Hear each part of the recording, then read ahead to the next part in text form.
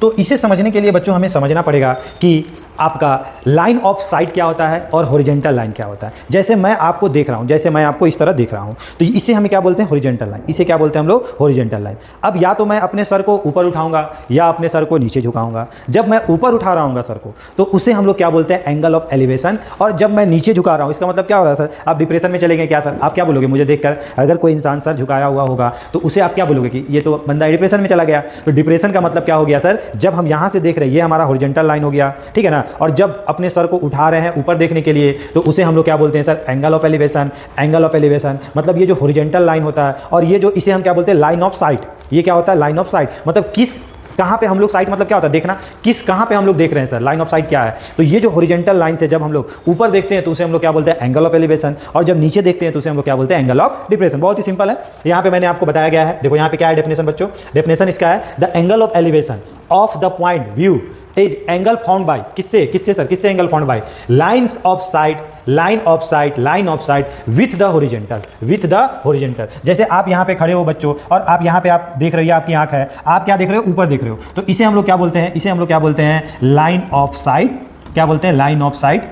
और इसे हम लोग क्या बोलते हैं, हॉरिजॉन्टल। जो हमारा आंख के जो सिधाई में जो रहता है उसे क्या बोलते हैं, हॉरिजॉन्टल। तो जब सर हम अपने सर को उठा रहे हैं ऊपर देखने के लिए, तो इसे हम लोग क्या बोलते हैं, एंगल ऑफ एलिवेशन।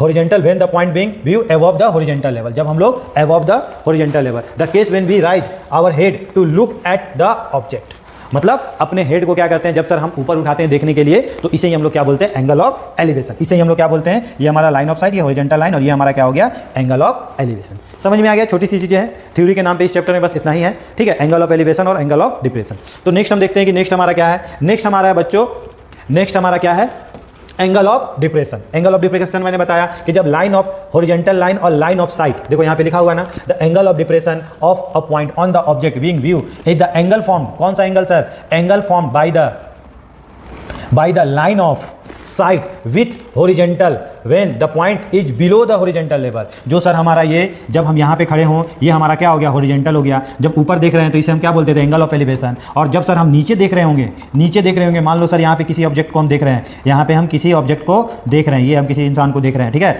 तो इसे हम क्या बोलते हैं, इसे हम क्या बोलते हैं, एंगल ऑफ डिप्रेशन। इसे हम लोग क्या बोलते हैं, एंगल ऑफ डिप्रेशन। बच्चों को जनरली कंफ्यूजन होता है इसमें, कुछ बच्चे इसे मान लेते हैं एंगल ऑफ डिप्रेशन, जो गलत होता है, जो गलत होता है। आपको एंगल ऑफ डिप्रेशन किसे मानना है बच्चों, इसे मानना है। क्लियर, समझ में आया। तो जब हम नीचे देखते हैं तो एंगल ऑफ डिप्रेशन, जब ऊपर देखते हैं तो एंगल ऑफ एलिवेशन, ठीक है। द केस व्हेन वी, देखो यहाँ पे लिखा हुआ है, the case when we lower our head, मतलब अपने आप को क्या करते हैं, अपने सर को क्या करते हैं, नीचे झुकाते हैं, ठीक है, उसे हम लोग क्या बोलते हैं, एंगल ऑफ डिप्रेशन। उसे हम लोग क्या बोलते हैं,